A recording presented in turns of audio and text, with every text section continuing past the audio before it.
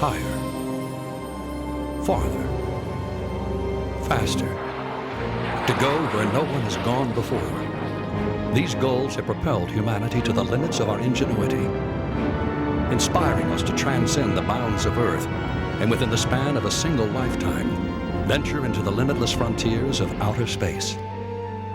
From supersonic jets made of tons of advanced electronics and space-age composites, to modern ultralights made of a few dozen pounds of framing spanned by gossamer cloth, aviators, designers, and engineers have advanced the horizons of flight in extraordinary leaps and bounds. From the first flights of the Wright brothers to the around-the-world journey of Dick and Bert Rutan's revolutionary Voyager. Though separated by decades, these two pair of pioneering brothers shared a common passion and purpose found throughout the history of flight. Along with countless others, their foresights, ingenuity, and courage have helped to forge the wings of man.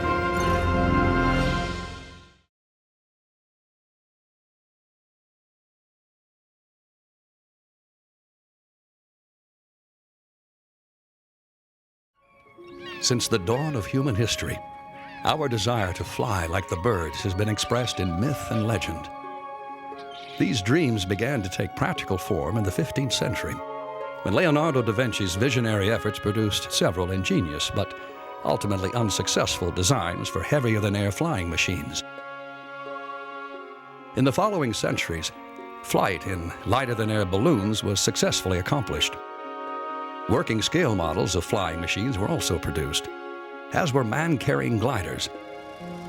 However, until the 20th century, all the attempts by would-be aviators to achieve a sustained, man-controlled flight in a powered, heavier-than-air machine had ended in failure.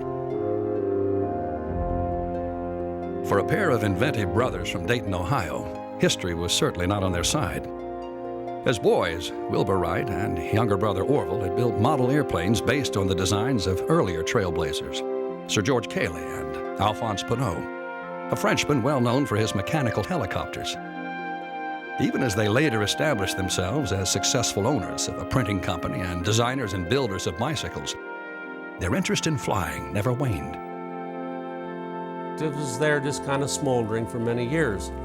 Finally, in about 1896, Wilbur Wright realized that his mind was not being adequately challenged in the bicycle business. He was looking for something. In 1899, the Wrights wrote a letter to the Smithsonian Institution in Washington, D.C., asking for all the information that was available about the experiments of previous aviation pioneers. After carefully analyzing the few successes and many failures of inventors before them, the Wright brothers soon began to develop their own ideas about flying.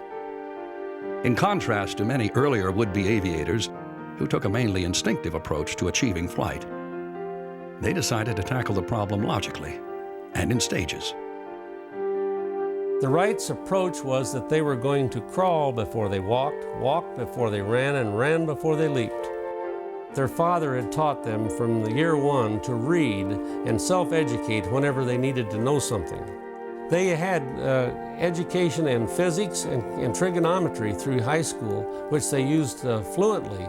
And again, they had tremendous assets from their parents, their father being a bishop in the United Brethren Church and a very well-educated man, and their mother having gone to college majoring in mathematics, Greek, and science, and also being an excellent person working with her hands with excellent mechanical abilities. One of their first goals was to discover a wing design that was efficient and controllable in flight. Orville developed a very unique way for testing airframes. He took a regular bicycle, and on the front of it, he mounted the wheel from another bicycle. And then on that wheel, he would mount the model of a wing. So you'd have a regular bicycle, this horizontal wheel sticking out in front of it that was free to turn and rotate, and then rising from it, the model of a wing. Wilbur and then Orville would ride up and down the streets here in West Dayton as fast as possible. The idea being that if that model, if that wing was performing the way that it should, that wheel out in front would not turn. In 1901, the brothers built one of the first wind tunnels in the United States to allow more advanced testing on various wing designs. Although the data generated by this pioneering device allowed the Wrights to produce wings far more efficient than their contemporaries, perhaps their most important advance was the system they developed to control their craft in flight. They recognized that flying was a very unstable thing, and consequently that you had to control an airplane in 3 axes. You had to control a plane in what we call pitch, like this. You had to control a plane in yaw, this way. You had to control an airplane in what we call roll. It is a very difficult thing that has to be done, and they recognized the need for this 3-directional control. They noticed that birds were turning and twisting the tips of their wings. And one day in the bicycle shop, Wilbur was taking an inner tube out of a box. Now, I've painted this box to kind of look like a Wright biplane from the front, with a red wing on top and a black wing on the bottom. And he started twisting this box, and all of a sudden he realized if he did something like this, he would twist it up, and this upper wing would expose the tip of the outboard left wing, and this lower wing would expose the tip of the outboard right wing. When this wing was exposed to the wind would push down on it, and when this bottom wing was exposed to the wind would push up on it. So they had a turning force that gave the most leverage with the force right out at the tips of the wings. The Wrights called their system wing warping, but they needed a way to test the idea. What they did is that they went out and built a kite. And they flew a kite. And they had 4 wires on this kite. And by manipulating these wires, they could control that kite in pitch, and they could control it in roll. And so they recognized that they had an idea there. Then and only then is when they decided to take the next step, a glider. After extensive research to discover a location that would provide the necessary wind conditions, the Wrights tested their gliders at Kill Devil Hills, approximately 4 miles south of Kitty Hawk, North Carolina. Here they made hundreds of flights. The system they developed to implement the wing warping concept on these gliders was unique. They did their wing warping with a hip cradle where they did the hula hula with the thing to make the wing warping. So Wilbur said, let's tie the rudder mechanism into the wing warp so that when we do the wing warp, we'll also turn the rudder at the same time. And with that invention, they had the problem of 3-directional control solved. And you know, our basic control system that we use on our general aviation and many of our aircraft today is based on that same concept that the Wright brothers designed in 1902.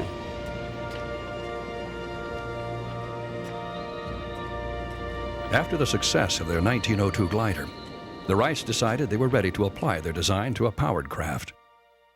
Unable to secure an available engine from U.S. manufacturers that was both light and powerful enough for their needs, they realized they'd have to build their own. Fortunately, they didn't have to look far for the right man to do the job. They turned to Charlie Taylor, the chief repairman in their bicycle shop back in Dayton. Charlie was the one that really was the hero for Orville and Wilbur Wright to be able to build an engine at the horsepower they needed and the weight that they needed. Weight to horsepower was the key to flight. In other words, you have to have so many pounds of thrust to get an airplane into the air, but the weight of that thrust must be reduced. Keep in mind that most of the riding lawnmowers you see in operation today have engines that produce more horsepower than the engine on the world's first airplane. The 150-pound, 12-horsepower water-cooled gasoline engine also met the important criteria of being relatively vibration-free, so as not to jeopardize the aircraft's delicate construction. Finally, in 1903, after designing and building their own propellers, the Wrights were ready to assemble their flying machine. It was called the Flyer.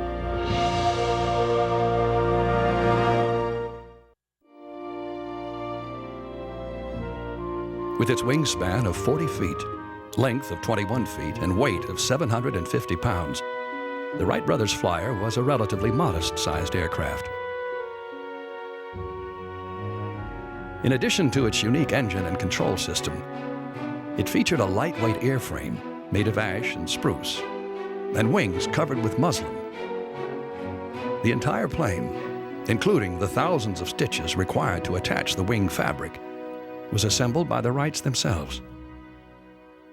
This sewing machine belonged to the Wrights, and Orville and Wilbur actually stitched the material themselves on the sewing machine. They were just very cautious, very careful, and knew that they needed this to be as strong as possible, so they did all of the stitching. They attached the cloth to the flyer in a unique way that greatly strengthened their craft. They applied the muslin at an angle, which gives the wing and the fabric much greater strength than it would have had otherwise. They did not put any doping or treating of the fabric, partly because they did not want to add the extra weight. The Wrights also mounted a front elevator on the aircraft to control climb and descent, and a wire pulley mechanism similar to the ones in their gliders to warp the wings to govern lateral movement. The plane had no wheels, only rollers that allowed it to build speed on takeoff from a ground-mounted wooden rail. The most innovative flying machine of its day, the flyer was the unique and total invention of the Wright brothers. Part of it was native ability. Wilbur was described by many as the one that would come up with the ideas, the concepts. Orville, on the other hand, was described as the one that would find a way of taking that idea and turning it into a reality. Together, it was a perfect combination. Many of the constant challenges faced by the Wrights were the purely physical demands of learning to control their craft in test after test. One of their skills was their athletic ability. They had very good coordination. Orville in particular was a bicycle racer. They had the skills of a scientist, an engineer, a mechanic, and an athlete. Each one of these wrapped up into one person, but not only one, but two, working together in synergism.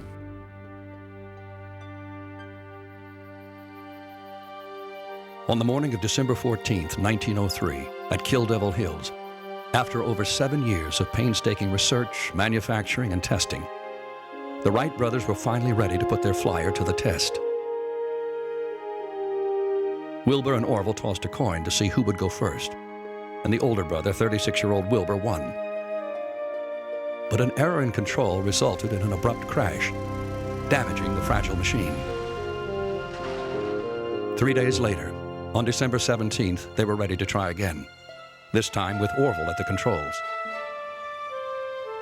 With Wilbur running alongside, the flyer moved down the launching rail and slowly lifted into the air.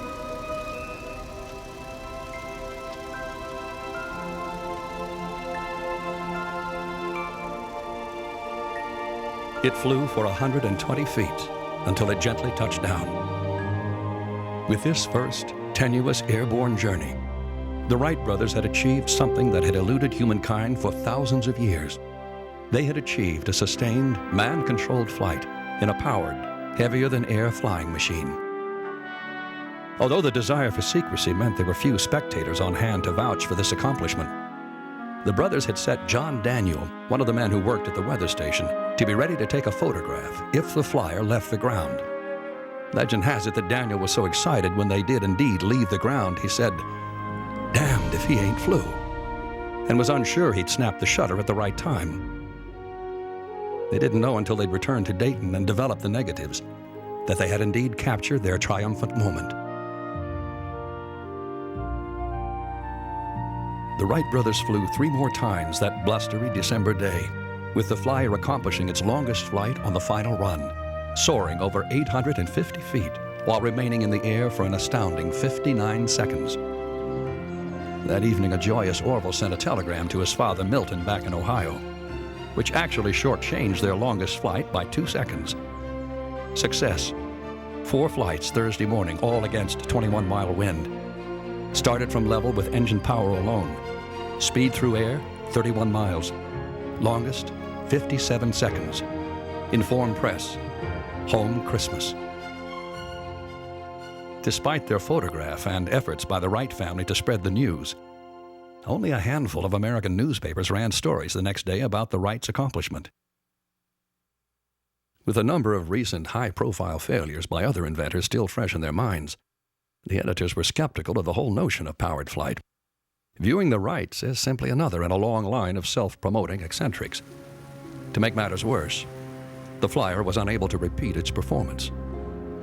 After they brought the plane back to the camp, wind caught it, turned it end over end like a tumbleweed, broke it all to pieces, and their experimentation was done for the year. But the Wright brothers and their revolutionary machine had indeed done what no one had ever done before. They had flown in sustained, powered flight.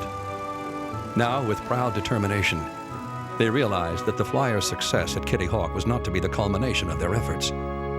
It was just the beginning. When the Wrights returned to Dayton from Kitty Hawk in 1903, there was little fanfare. In fact, the local paper didn't even mention their accomplishment. They immediately returned to work on a new and improved flyer. It was completed a year later, and they began conducting test flights on a large plot of land on the outskirts of Dayton known as Huffman Prairie. The initial results were disappointing. They had a lot of trouble getting it off the ground because the density in the air in Dayton, Ohio in the summer was a lot different than the density of the air at Kitty Hawk in the winter. In fact, it lost about 13% of their lift as a result of this. So they had to have longer takeoffs. To solve this problem, the Wrights developed a simple catapult system that used a falling weight to propel their craft into the air. With the 1904 flyer, they got very few minutes of flying time that year, but they got the catapult working. So in 1905, they built a whole new airplane, and it was flying all right. But still, they were having problems with controlling it in a turn. And so they lengthened the airplane mid-year, and then all of a sudden, they started improving. After this, the Wrights' progress was rapid and steady. At Kitty Hawk, Wilbur and Orville make flight possible. At Huffman Prairie Flying Field in 1904 and 1905, Wilbur and Orville make flight practical. And there's a big difference. At Kitty Hawk on December 17, 1903, they will make 4 flights, all of which are in a straight line. At Huffman Prairie Flying Field, these two will actually learn to control and maneuver that powered machine in the sky. On May 22, 1906, confident and secure in their success, the Wrights finally patented their flying machine. But it appeared the world was still not ready for their breakthrough. It wasn't until 1908, 5 years after their first triumphant flight, that the American government finally took notice. An enhanced version of the 1905 flyer could easily meet the U.S. Signal Corps criteria of soaring 40 miles an hour for a minimum of 1 hour. With their machine demonstrating an impressive capacity not only for speed and duration, but distance and altitude as well, the brothers were offered a government contract for a 2-seat airplane. However, American officials still viewed flight as something of a curiosity and raised no objections when the Wrights also struck a deal overseas. Wilbur and Orville were actually able to sell their concept of flight to a syndicate in France, which was then going to turn around, manufacture airplanes, and sell them to the French government. As part of that deal, the Wrights agreed to conduct several demonstration flights. Prior to this time, everyone in France that was flying were making very broad, flat turns. Wilbur takes to the sky in August 1908. He's making very sharp bank turns. And it's clear to all of the experts in flight who were on hand at the time that here were the true masters of the sky. The Wrights were hailed as heroes at home and abroad. Yet despite their long overdue success, they would soon encounter more than their share of setbacks. While Wilbur was trailblazing in France, Orville was giving flying demonstrations to the Army in Fort Myer, Virginia. During one of these flights, a propeller malfunction caused the plane to crash, killing his passenger, Army Lieutenant Thomas Selfridge, and seriously injuring Orville.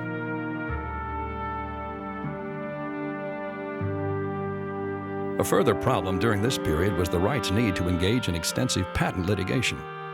They'd filed a series of lawsuits against aircraft builders such as Glenn Curtiss over infringements of what they believed were their proprietary inventions. Nevertheless, the brothers continued building more advanced airplanes, including the Wright B Flyer, and even founded their own airplane manufacturing corporation. They also began construction on their beautiful new family home in Dayton.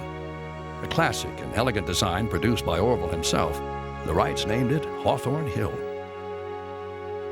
But the ongoing wrangling over their patent in the courts took its toll. In 1912, weakened by the constant strain, Wilbur succumbed to typhoid fever at the age of 45. He would never set foot in his new home. Orville was deeply affected by the loss of his brother. Without him, he seemed to have no desire to pursue further developments in flight. Eventually, he and his lawyers were able to win their lawsuits, and the Wright family made substantial earnings from their patent design. They will become wealthy, but they will not become the super wealthy of the time period. When Orville dies in 1948, his estate is valued at a little over $1 million. Certainly a lot of money for the time period, but nowhere compared to families like the Rockefellers, the Vanderbilts, the Carnegies.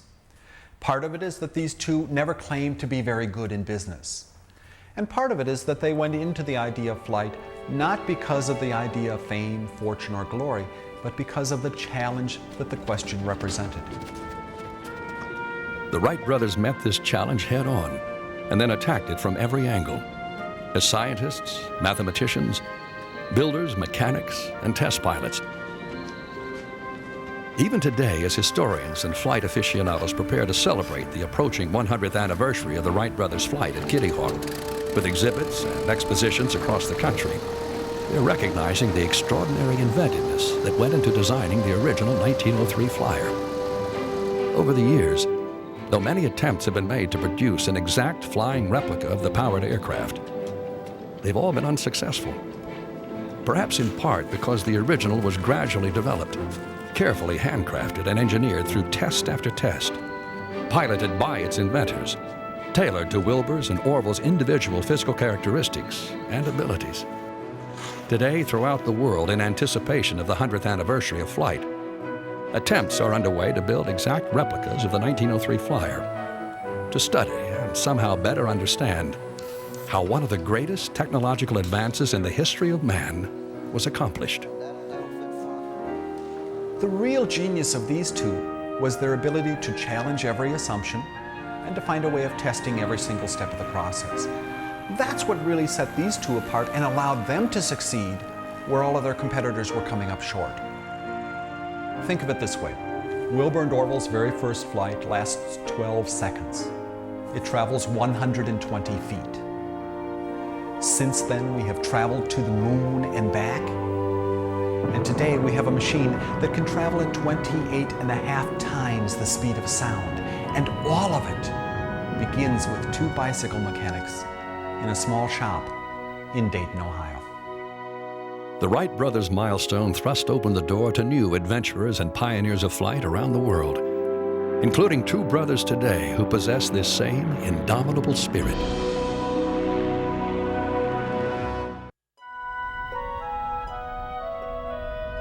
The Mojave Desert in California has been the location for some of the most significant advances in the history of flight.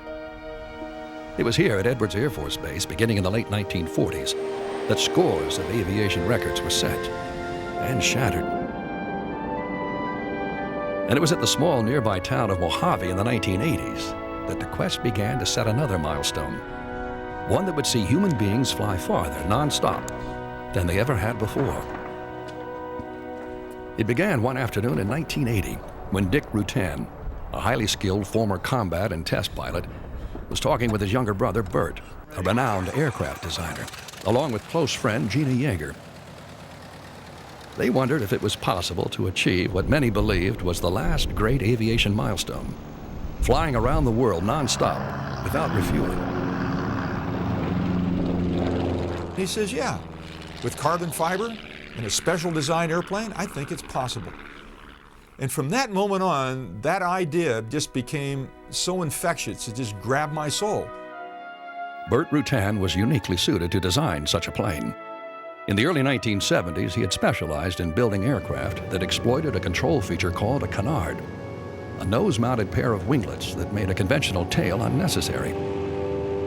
This feature, also sometimes called a forward elevator, was in many ways similar to that successfully employed by the Wright brothers in 1903, and was essential to providing additional lift and improving the plane's efficiency, stability, and range.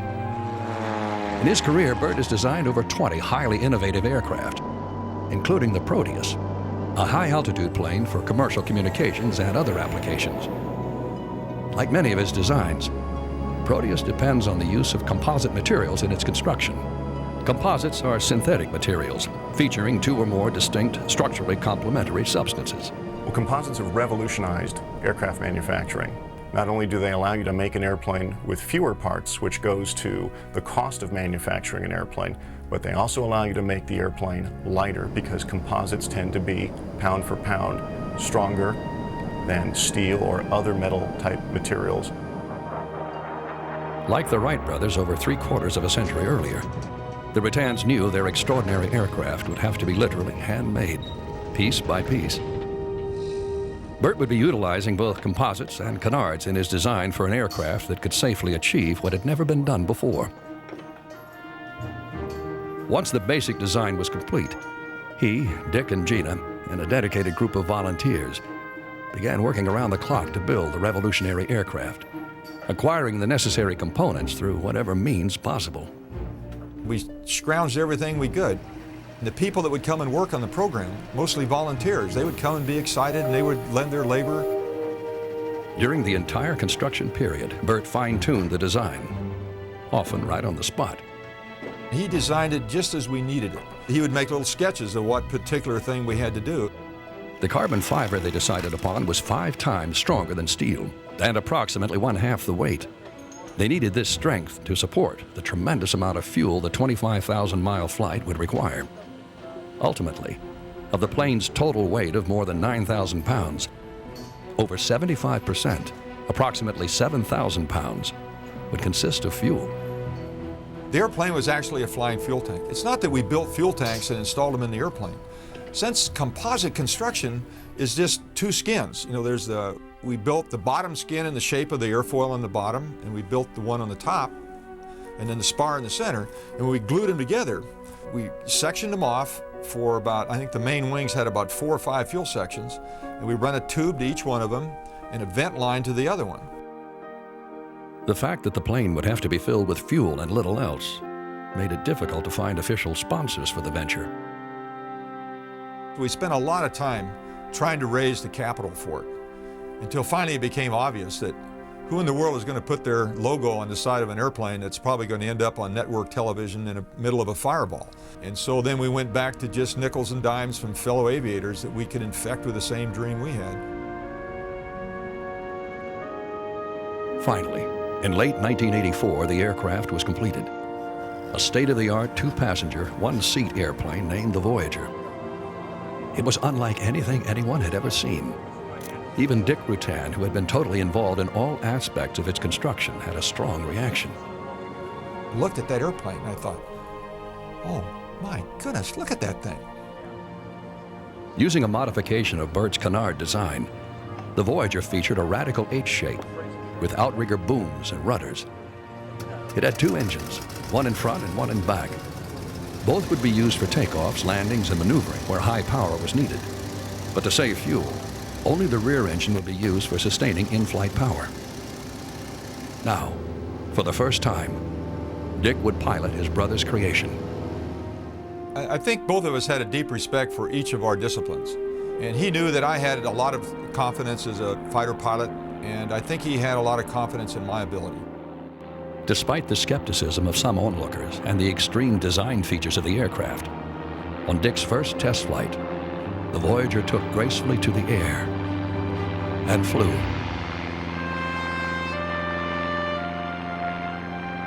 However, even for Dick, there were still moments of apprehension. The wings could bend up and down, and I asked Burt one day, I says, how far could they bend before they break?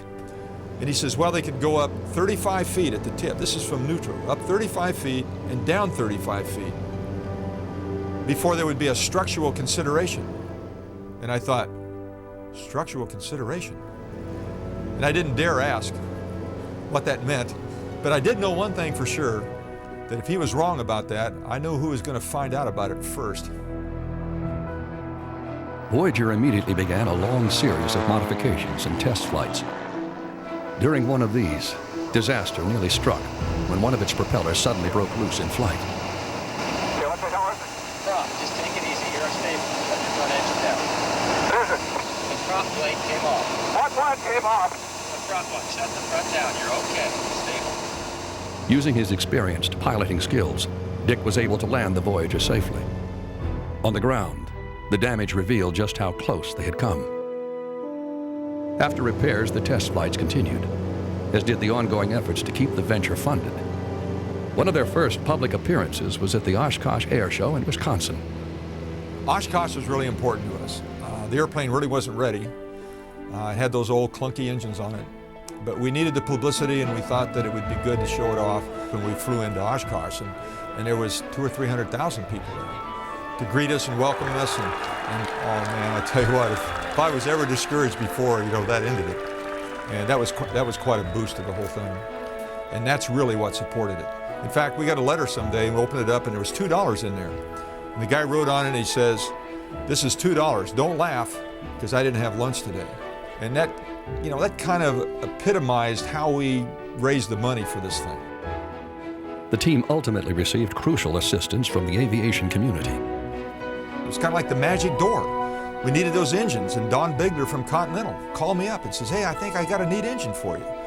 Or Ed King called, and he says, "I know what you're doing. I make radios." He says, "Anything I have, you can have." It was called the magic door. When we needed it, it seemed to open up, and it was there. With the new engines and equipment, the test flights became more and more ambitious, culminating with a final world record non-stop closed course flight lasting over 4 days. During this period, Dick and Gina were preparing themselves as well, undergoing rigorous training for the ordeal of skill and endurance that lay ahead. Gina even undertook Marine survival training with the United States Navy.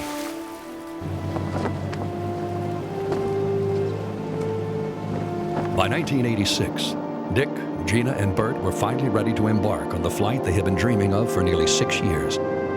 Their historic, non-stop journey around the world was about to begin.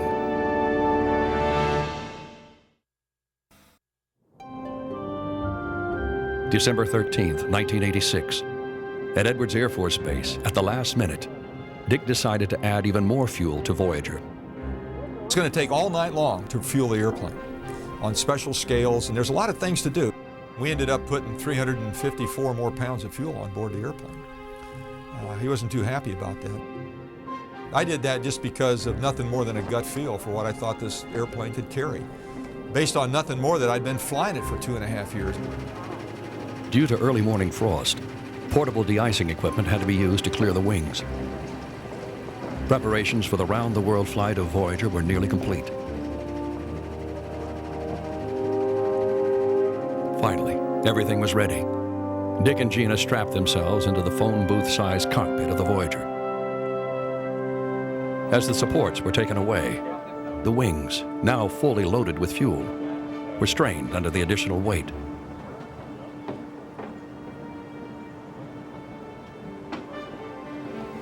The ground crew carefully moved Voyager into position for takeoff. About 150 feet or so from the end of the runway. Yeah, it's loaded, all right. Ready. Clear ready to take off. Okay. Cleared to take off. Yeah, it's 8 o'clock, essentially. Okay, he's rolling, Mike. Let us down. Go ahead.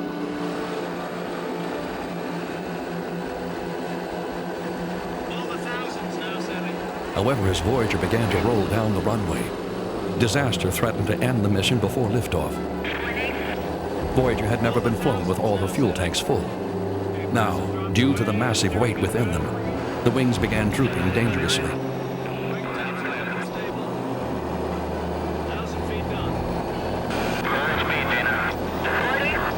Okay, listen to her. I need to hear her. I need to hear 61 knots there. How are we doing? I need to hear her call. Damn, we're low. Wingtips are bring a stick back, Nick. Tell him to pull back on the stick. fighting to control Voyager's dragging wings and straining to gain liftoff speed. Dick was running out of runway. The airplane had this funny, hokey flying quality that would pitch up and down, and I couldn't control it. I reached up and grabbed the stick and started easing back. And I said to myself, Dick, if you've ever been smooth any time in your life, you better be smooth right now, because this is the big one. He's got 3 knots and he's got 4,000 feet to go. And the wings come. She's gonna go. She's gonna go. Slowly, the wings began to flex upward. Come on, Dick. Woohoo! 100 knots. Up there. We're going out in front. Woohoo! At the last possible moment, Dick lifted Voyager into the air. I don't believe it. Voyager is off. Several inches of graphite composite skin were torn away from the foam core of each wingtip. Move in and look at the right wing. Right wing that is failed. After reaching a safe altitude, the brothers now had to assess whether Voyager's wingtip damage would jeopardize the flight. He wanted to know the data of how the performance and stuff was going. We kind of talked about aborting, but I didn't really want to abort. After consulting with Bert, Dick was able to free some of the loose pieces by performing a series of maneuvers that allowed the wind stream to tear them off. But the damaged wingtips still meant added drag, which would diminish Voyager's range. I called Lynn Snellman, our weather guy, and says, Lynn, we got a problem with the wingtips. We're not going to have as much range as we had that we thought. If you can find me about 5 more knots of tailwind, I think we can still make it with the wingtips. And so we did. The difficulties in simply getting airborne only reinforced how much could go wrong and what little margin the pilots had for error. Now understand, here's an airplane that's so frail that if you hit any turbulence, the wings will come off, or you lose control of it. And there's no backup systems. The fragile, lightweight design and construction of the aircraft meant that it was crucial to avoid bad weather. Our weather people were vital. So they'd look from space and they'd see the thunderstorm, and they'd say, go around it to the north or to the south. Or there would be bands of weather that they could vector us through. And we had some excellent support that way, because they told us what the weather was going to be. And every 6 hours, they refined our route to keep us in the best tailwinds and to keep us out of those horrible storms. The problems inherent in obtaining permission to fly over foreign countries also determined Voyager's route. I wanted to be over the ocean as much as possible. We took off from California and we flew all the way to Southeast Asia, the Philippines, south of Vietnam. And when we crossed the Malay Peninsula by Thailand, now we're in the Indian Ocean. Now we flew all the way across the Indian Ocean, just off the tip of India. And then we went feet dry for the first time of any country to Central Africa. Over Africa, a friend flew up to meet them. After more than 5 days of isolation, it was a welcome sight. Battered by turbulence while constantly fighting tension and fatigue in the noisy and incredibly cramped interior of Voyager, required steadfast concentration, skill, and endurance from the pilots. There's no relaxing moment. So when you operate in that area, there's a couple things that happen to you physiologically. One is you have a hard time sleeping. Another thing is that the senses the body has naturally for thirst and hunger are almost totally suppressed. When we crossed Central Africa, we came out in the Atlantic Ocean. Now, we go across the Atlantic Ocean, we stayed north of Brazil, south of Cuba, and then we crossed the isthmus just above Panama, and then back to California. Then, nearing success on the 8th day of the flight, with the pilot still battling extreme tension and fatigue, a crisis struck. It was right off the coast of Baja, California, and we ended up getting a big bubble of fuel in the feed line, and it got back to the back engine, but the engine quit. We're sitting in a little airplane that's so frail, like tissue paper, especially in the cockpit area. If we'd have touched down in the water, the airplane would have just disintegrated. It's too low to bail out. To do a night bailout, that was not a survival option either. As several attempts to start both engines failed, Voyager sank ever closer towards disaster. And with hope nearly lost, the front engine suddenly sputtered to life. And that old Continental engine came up to 2,800 RPM, just pulling its heart out. And so then we were lighter, and so I pulled the nose up to try to capture the climb speed, but I over-rotated. Pull the nose up, and about the time I'm pushing the nose back over again, the back engine roars to life. With the crisis behind them, Bert decided to come up in a chase plane and rendezvous with Voyager as they flew over Southern California on the last leg of their journey. It was nighttime join up, and he came.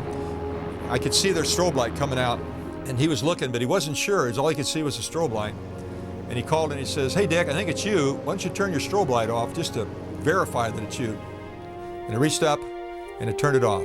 And Bert realized it was the Voyager, and he started crying. And he looked at it, and it was so emotional that he just started crying. He could hardly talk for a while. As Dick and Gina neared their destination, they realized that history was in the making. Commercial airline pilots entering Los Angeles Air Control began to radio their congratulations and welcome homes. Well done, Wright. Welcome back. It's Delta 19. Well done, Voyager. And when we finally got up over the hills and looked down and saw thousands of people lining the Western Dry Lake and Media City up there, I thought, wow, for us? We decided with all those people that we'd fly around for a little bit longer. What I wanted to do is just tell them thanks. And we made a couple of low approaches right across the people that really made it possible. After over 216 continuous hours in their confined aircraft, and with hardly any fuel left to spare, the weary pilots triumphantly touched down at Edwards Air Force Base at 8:06 a.m. Pacific Standard Time, December 23rd, 1987. Traveling at an average speed of 116 miles per hour, it had officially taken Voyager 9 days, 3 minutes, and 44 seconds to become the first aircraft to circumnavigate the globe nonstop without refueling. Numerous awards, citations, and special gifts of recognition were bestowed on Dick and Bert Rutan and Gina Yeager for their achievement. Meanwhile, their aircraft, Voyager, has secured a rightful place in the Smithsonian Air and Space Museum, near the reconstruction of the original Wright Flyer. In another parallel with the Wright brothers, the Rutans project was an entirely private endeavor.